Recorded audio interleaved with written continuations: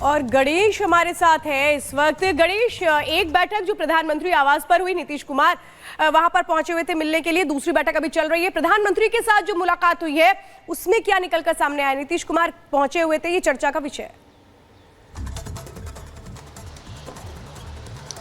देखिए, जिस तरीके से हमने देखा कि प्रधानमंत्री आवास पर बैठक हो रही थी नीतीश कुमार के साथ, उस बैठक को लेकर जिस तरीके से ये कहा जाए कि चुनाव नतीजे आने से पहले जिस तरीके से एग्जिट पोल को देखने को मिला है, बीजेपी को एक बार फिर से प्रचंड बहुमत मिलते नजर आ रहा है। एनडीए की तीसरी बार सरकार आएगी, तमाम चीज़ों को लेकर वहाँ पर मंथन हुआ होगा। और साथ ही अगर दूसरी तस्वीर में मैं दिखाने की कोशिश करूँ, इस समय में बीजेपी के जो राष्ट्रीय अध्यक्ष JP नड्डा उनके आवास पर मौजूद है। यहाँ पर करीबन 40 मिनट से बैठक चल रही है और यहाँ पर भी बैठक हो रही है कि जिस तरीके से जो एग्जिट पोल में बीजेपी की एक बार फिर से सरकार बन रही है, तो 4 जून को जब नतीजे घोषित होंगे उस दौरान किस तरीके से बीजेपी आगे बढ़ेगी, क्या तैयारियां होंगी, जश्न को लेकर क्या कुछ होगा, उसके बाद कार्यक्रम क्या होगा, तो प्रधानमंत्री का किस तरीके से कार्यक्रम होगा। एक बार वापस इसलिए क्योंकि उस पर बहुत नजर बनी हुई है कि क्या कुछ बड़ा होने वाला है बिहार में, क्या कुछ हम ऐसा देखें, क्योंकि ये बड़ा चर्चा का विषय बनी हुई है नीतीश कुमार की प्रधानमंत्री नरेंद्र मोदी के साथ ये मुलाकात। क्योंकि ये भी कहा जा रहा है कि शाम में शायद केंद्रीय गृह मंत्री अमित शाह से भी वो मुलाकात करने वाले हैं। ये मुलाकात क्या कह रही है, क्या एजेंडा ऐसा? क्योंकि नीतीश कुमार जब वहां पर आए हैं उससे ठीक पहले हम कुछ देखें, नतीजों से ठीक पहले या नतीजों के बाद, क्या कुछ ऐसा होने वाला है? क्या कोई ऐसी खबर आने वाली है?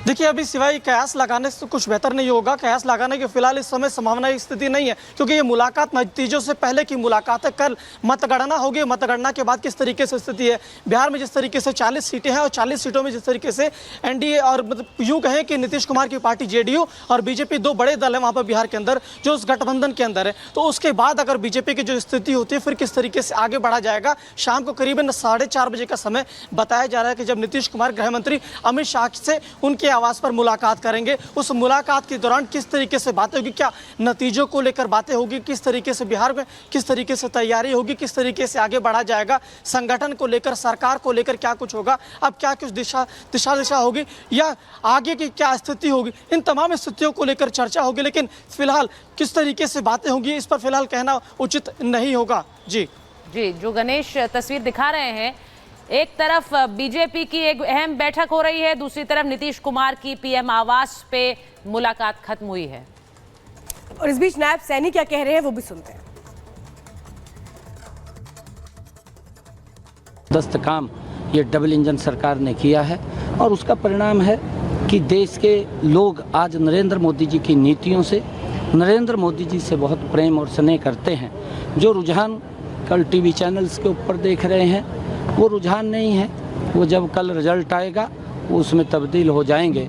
और जो देश ने कहा है कि 400 पार सीटें दे करके मोदी जी को तीसरी बार इस देश का प्रधानमंत्री बनाएंगे, वो देश के लोगों के मन के अंदर है कि पहली बार आज़ादी के बाद किसी प्रधानमंत्री ने आकर के देश को इतनी गति से आगे बढ़ाने का काम किया है। दुनिया के अंदर भारत का सम्मान बढ़ाने का काम इन 10 वर्षों के अंदर किसी प्रधानमंत्री ने किया है। हरियाणा के अंदर भी आदरणीय नरेंद्र मोदी जी के नेतृत्व के अंदर हम जिस प्रकार से पिछले 10 वर्षों में हरियाणा बड़ी तेज़ी से बदला है और बड़ी तेज़ी से विकास हुआ है, आगे भी हम आदरणीय नरेंद्र मोदी जी के नेतृत्व में हरियाणा को गति से बढ़ाने का काम करेंगे। और हरियाणा के अंदर भी 11 कमल के फूल कल खिलेंगे और 11 के 11 नरेंद्र मोदी जी के पास जा कर के। तो नायब सिंह सैनी जो कि नरेंद्र मोदी की तीसरी बार जीत को लेकर आश्वस्त हैं और लगातार ऐसे बयान बीजेपी से आ रहे हैं, एग्जिट पोल्स भी उसी ओर इशारा कर रहे हैं। ऋषि मिश्रा जी हमारे साथ स्टूडियो में है, चंद्र प्रकाश जी स्टूडियो में है। ऋषि मिश्रा जी, सबसे पहले जो एक अहम बैठक इस वक्त थोड़ी देर पहले खत्म हुई है, नीतीश कुमार का दिल्ली आना और उसके बाद मुलाकात करके वापस जाना। अब यूं तो आप कहेंगे सामान्य है, घटक दल हैं, मिलने आए हैं, लेकिन नीतीश कुमार जब भी मुलाकात कर ले आते हैं तो बहुत सारी चर्चाएं शुरू हो जाती हैं। देखिए, बिहार में एक पॉलिटिकल गॉसिप है कि नीतीश कुमार जब ये दर्शाते हैं कि मैं इनके साथ हूँ, या अपने ही पार्टी में उन्होंने कई बार कहा कि RCP सिंह ही अब पार्टी को संभालेंगे, तो सबसे पहले उन्हीं को निपटाते हैं। तो ये है, मैं इसको लाइटर मूड में कह रहा हूँ, इसको ऐसे नहीं लीजिएगा। हालांकि तेजस्वी यादव ने कहा था कि 4 तारीख के बाद चाचा जो हैं कुछ नए निर्णय ले सकते हैं, लेकिन जहाँ तक मैं समझता हूँ बिहार को नीतीश कुमार NDA में हैं और अभी NDA में ही रहेंगे। एनडीए से बाहर जाने की कोई ऐसा मुझे डेवलपमेंट नहीं दिखता है। जी, ये आपको लग रहा है एक सामान्य मुलाकात? ऋषि जी एक सामान्य मुलाकात कह रहे हैं, चंद्र प्रकाश जी सामान्य मुलाकात कह रहे हैं, लेकिन हमें याद है 2019 में जब हमने ये देखा था कि जितनी उम्मीदें थी उतना हुआ नहीं और उसके बाद वो सीधे वापस पटना चले गए थे।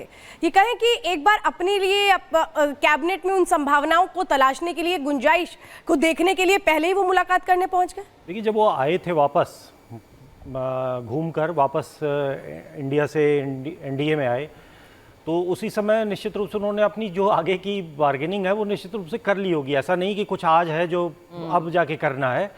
अब जो भी है वो रणनीति के स्तर पे होगा कि कल क्या होगा। हो सकता है कि वो सद्भावना मुलाकात ही हो जो कह रहे हैं, कोई बहुत उसका अर्थ नहीं निकाल भी सकते, नहीं भी निकाल सकते, क्योंकि कोई सूत्रों के अनुसार कोई खबर तो इसमें आनी नहीं है। हाँ, एक पॉस्चरिंग भी है कि हम एक साथ हैं, उसको भी हमें देखना चाहिए।